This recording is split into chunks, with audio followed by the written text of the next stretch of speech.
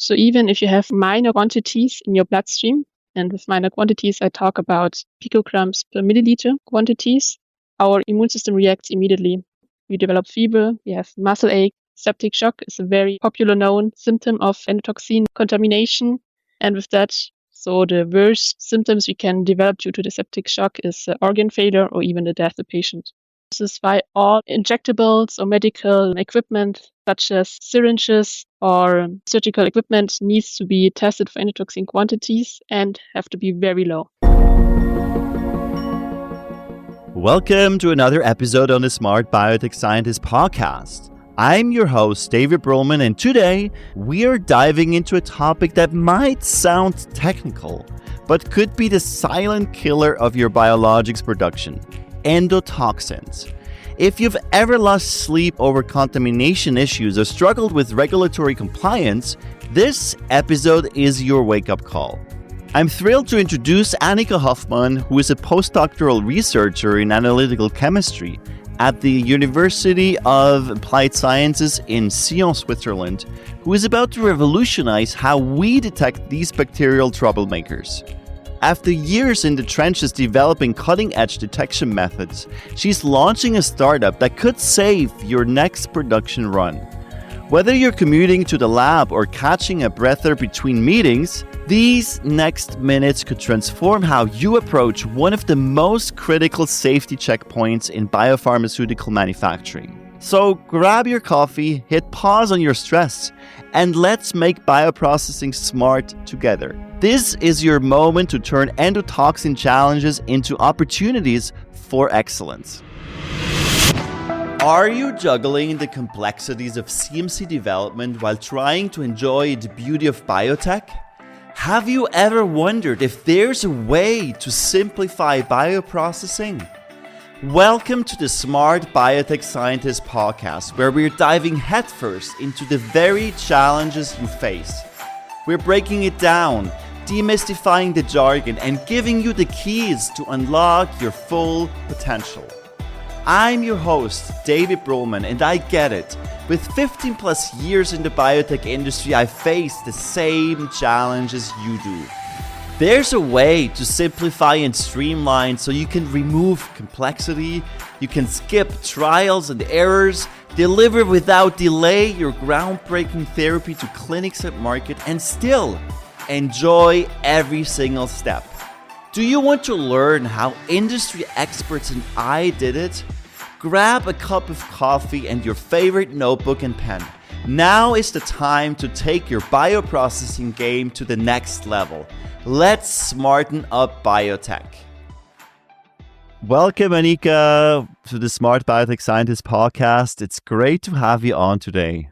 Yeah, thank you, David. Thanks for having me. Absolutely, it's a pleasure. Anika, share something that you believe about bioprocess development that most people disagree with. I assume that most people would disagree with me. I would say that in a few years, or maybe even in the near future, modeling tools will be so performant that we don't need to do physical biotech bioreactor optimization, but basically in silico modeling.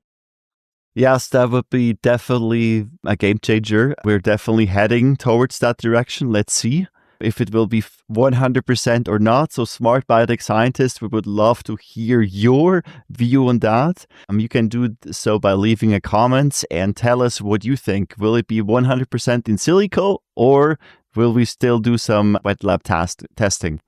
So Anika, before we talk about endotoxin, let's talk about yourself. Draw us into your story. How did you get started in biotech, and what pivotal moments and decisions brought you to your current role? I think for that, I need to clarify that I'm an analytical chemist by training, so nothing to do with biotech from my education. So I'm more used to the organic pathway for synthesis schemes, using labware made of glass, catalysts, organic solvents, and reaction pathway with questionable yield. But then I learned that it is basically possible that microorganisms can be engineered to do this thing as I would do in my lab flask, but in a more cleaner, efficient, and maybe even more straightforward way. So during my PhD, I had the chance to be trained to operate my own pilot scale bioreactors. And the research institution I did my PhD with, they had a project where they were developing bioprocessing for PHA production.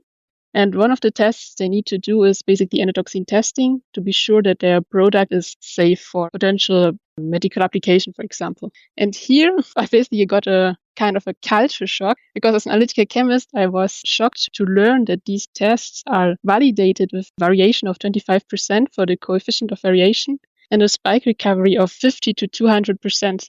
And then it was even more painful to discover that when you actually work with these tests, that they are so sensitive to sample manipulation and the matrix you're working in. So this was how I got started in this endotoxin analysis journey, basically. Oh, wow. I imagine that must have been quite a shock. And it's interesting that this method has been the gold standard for the last several decades. But before we talk about the analytics, let's start with the basics, with the very beginning. Can you tell us what endotoxins actually are and why they represent such a significant concern in biopharmaceutical manufacturing? Yeah, of course.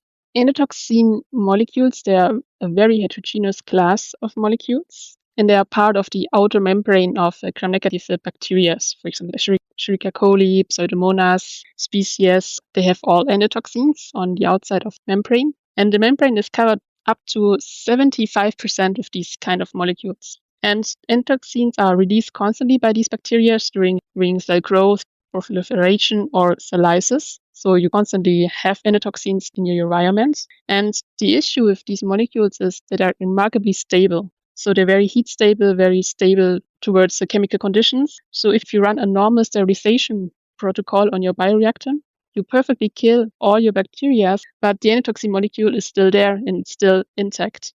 And one of the other problems we have with these kind of molecules is they are kind of amphiphilic. So you have a hydrophilic property, which is made of sugar chains, and you have a lipophilic property, the lipid A. And due to that characteristics, they stick to everything, to your surface of your bioreactor vessel, to your pipette tip, to the protein you're synthesizing. So they're basically everywhere. And what are the health risks associated to the endotoxins? Because I know that health authorities define very low limits of endotoxins. So how specifically do they harm then the patient? That's true there. The limits for endotoxins are very, very low by health authorities because our immune system is incredibly sensible to these kind of molecules. So even if you have minor quantities in your bloodstream, and with minor quantities, I talk about picograms per milliliter quantities, our immune system reacts immediately. We develop fever, we have muscle ache. Septic shock is a very popular known symptom of endotoxin contamination. And with that, so the worst symptoms we can develop due to the septic shock is organ failure or even the death of the patient. This is why all injectables or medical equipment, such as syringes or surgical equipment, needs to be tested for endotoxin quantities and have to be very low. Something we can say that the pharmaceutical industry has done well because it has been a concern and testing is very stringent. Now, on the other hand, and this is why I love our today's conversation, there is definitely room for improvement, or shall I say room for innovation, because the LAL assay, and I'll let you pronounce it correctly, it's quite a complicated word, what it actually means, has been around for a long time. And you mentioned it already, there's some issues to that. The acceptance criteria are quite large for the recovery and so on.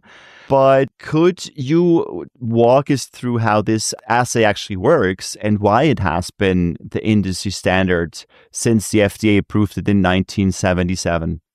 Yeah, you're definitely right. There is a reason why it is the gold standard for so long and it wasn't overruled until now or maybe in the future. So the LAL assay, which is a limulus mebophytes lysate assay, is basically a enzymatic cascade. So it's based on enzymes from the lysate of the horseshoe crab species.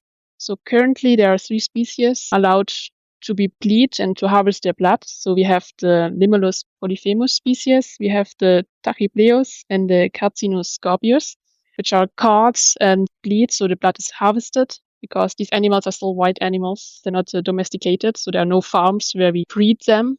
They're really taken from nature just to be bled for this lysate.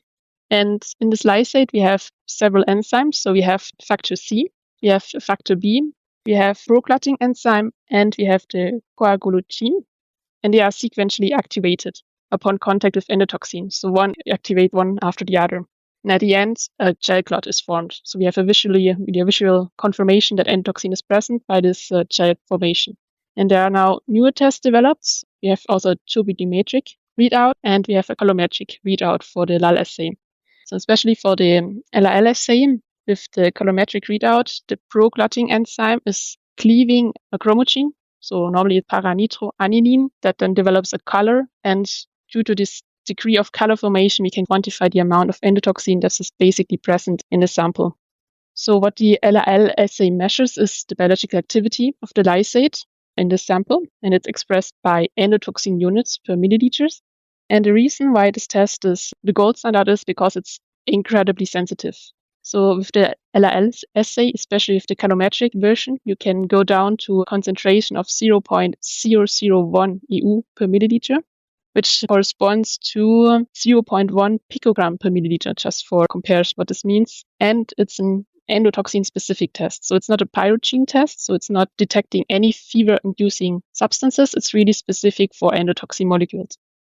So on one hand, we have a precise test, but you mentioned this recovery issue. Now, not everyone listening to the Smart Biotech Scientist podcast is an analytical expert like yourself. So can we just explain a bit why this 50% to 200% recovery is an issue? And is that linked to the low endotoxin recovery phenomenon, or is that different? Yeah, of course. So no, to the first thing, it's not linked to the low endotoxin recovery effect. This is something else.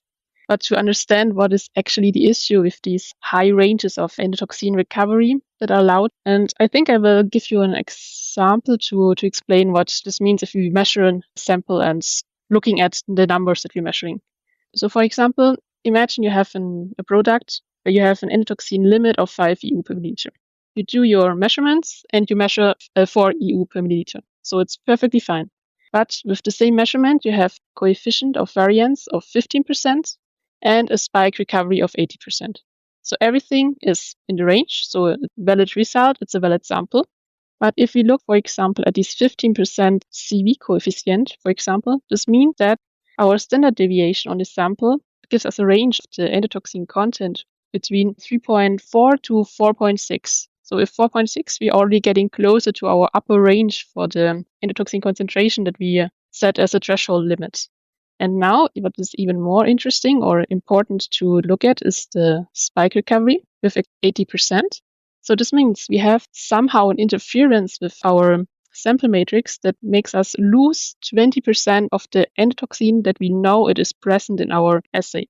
So now it's the question, if we lose 20% of our reference standard endotoxin that is present in our cartridge, do we also lose 20% of the endotoxin that is unknown and which is in our sample? The answer is basically we don't know, because we cannot compare the standard reference endotoxin in our cartridge to the endotoxin that might be present in our sample, because it might be a different type of endotoxin with a completely different behavior. Taking that into account, we have measured a result with solid numbers, but when we think about it, we have no idea what the actually endotoxin content in our sample is, despite we have a valid measurement. And to make it better, we would have to do a sample dilution to see if we get a better spike recovery and if we can repeat the same analysis and the same results, really sure that our sample is good and safe. And what other concerns do we have with this method beyond the accuracy concerns? So yes, with these assays, so it's an enzymatic assay. So this is also valid for any other enzymatic-based assay. So with an enzymatic assay, you're restricted to aqueous solutions because you have to meet the physical requirements for the enzymes, and you have very defined optimum reaction ranges. So you're limited to a certain temperature, to a certain pH value. Also, the salt concentration has to be in a certain range in order that the enzyme is working properly or is not inhibited or somehow compromised in this way it reacts. And especially for the LAL assay, so there's another thing I didn't mention before when I explained the cascade. There's actually a second pathway how you can activate this cascade and to form this gel at the end. It's about factor G. So it's a second entry into this cascade. And factor G is activated with glycans. So for example, if you have fungi contamination or plant-based materials that contain glycans, you can also have a false positive result due to the glycans in your sample. So you have also correct for that or to reconsider what type of samples you are measuring. Okay, I see. And what then means the low endotoxin recovery, which is problematic, for pharmaceutical formulations? Yeah, true, exactly. I forgot about that in the previous question. The low endotoxin recovery effect. So this is actually also something very sensitive now and also highly discussed in the endotoxin community, because this is an effect that was discovered, I think, almost 12 years ago by two researchers at Genentech. So they presented their results 2013 at the conference, and where they explained that they actually took a common pharmaceutical formulation and they spiked, so they added endotoxin into this formulation and did LAL test afterwards. And this LAL test showed a negative result. So they knew they had spiked something in. So it was a negative result, but a false negative. And then they took the same sample just to be sure and injected these samples into rabbits. So rabbits are an alternative way to test for pyrogens. So in all these rabbits developed fever. With that, they have proven that although the LAL assay showed a negative result, the endotoxin present in the sample are still biologically active and would have caused fever in patients and would have endangered maybe patients' lives. And this is an effect that is observed with common ingredients that are used for antibody or biological sample formulation. So it's a kind of, for example, citrate buffer, phosphate buffer is known for it. There are detergents that shouldn't be used or that mask these kind of endotoxins. Also complexing agents are kind of critical. And sometimes even the combination, so which complexing agent is with which buffer, can cause endotoxin loss very rapidly. So in 30 minutes, you maybe not even see 1 EU anymore of your sample. Now, let's change direction a bit because, we have a test that works. It has serious drawbacks, as you just highlighted, Anika. Now your team has developed a novel chemical instrumental analytical approach. So please explain how this method works and what makes it fundamentally different from the LAL test. Yes, I think the biggest difference with our test is that we are not based on enzymes. So we not rely on any enzymatic reaction. It is chemical assay. So it's, as you pointed out, it's an analytical instrumental. And the way it functions is following. In every endotoxin molecule, you have a rare sugar unit that is called KDO. And this KDO sugar acid can serve as an endotoxin marker. And what we do is we liberate this KDO from the endotoxin molecule. We put a fluorescent tag on it, and afterwards we separate it with liquid chromatography from all the other components that are present in the sample. And then we detect it with a fluorescence detector, and we do an external calibration to quantify how much endotoxin is present by the means of this KDO tagged marker. Here I have to mention that maybe some people may know that KDO, there's not only one KDO in one endotoxin molecule, so you might have 2, 3, or even 4 KDOs per endotoxin molecule. So we correct for this fact, so we don't want to over or to under quantify the amount. So we correct the scenario with the amount of KDOs and the size of the endotoxin molecule, a more accurate result.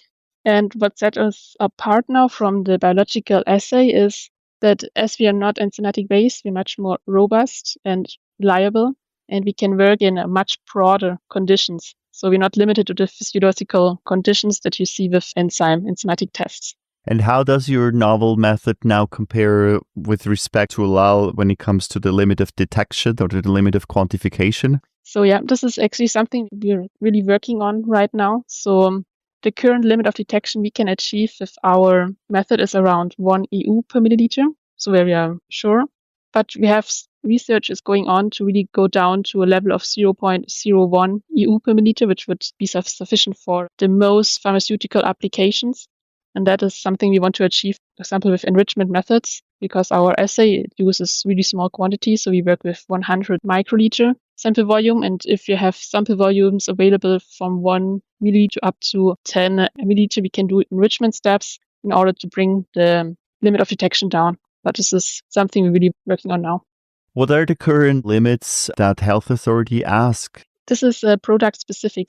You have, for example, water for injection, which has one of the lowest endotoxin limits, would be 0.25 EU per milliliter. And then you have a product specific, for example, it could be that for injectables, you have detection limit of 5 EU per kilogram per time it is administered. So that you have to get in certain ranges, for example. So I'm curious also a bit about the story behind this development. What was your aha moment that led to these new sugar molecules and this new method? Yes, in analytical chemistry, you always try to reduce complexity. And if you look at this endotoxin molecule, as I said, a heterogeneous molecule, it has tons of different sugars. It can have different fatty acids, different sizes, different shape. But what they all had in common was this KDO sugar in their structure, and that was easily accessible. Could prove that we could use this KDO sugar to quantify actually the endotoxin content as the intermediate step. This was kind of aha moment, as you called it. Wow, what an eye-opening first half of our conversation with Anika Hoffmann.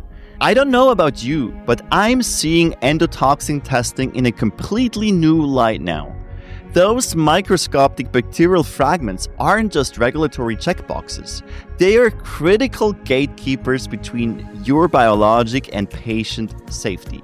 Before we continue this conversation in part 2, I want to remind you that mastering endotoxin detection doesn't have to be your next headache. Are you feeling overwhelmed by regulatory requirements, or are you concerned about the reliability of your current testing methods? Book a free call with me at Bruman Consulting/call to discover how you can fast-track your biotech development without those costly delays we discussed. I'd love to help you tackle any challenge you may have. Stay tuned for part 2, where Anika Hoffmann will reveal her groundbreaking chemical analytical approach and how it could transform your endotoxin monitoring workflow. See you in part 2. All right, smart scientists. That's all for today on the Smart Biotech Scientist podcast. Thank you for tuning in and joining us on your journey to bioprocess mastery. If you enjoyed this episode, please leave a review on Apple Podcasts or your favorite podcast platform. By doing so, we can empower more scientists like you. For additional bioprocessing tips, visit us at smartbiotechscientist.com. Stay tuned for more inspiring biotech insights in our next episode. Until then, let's continue to smarten up biotech.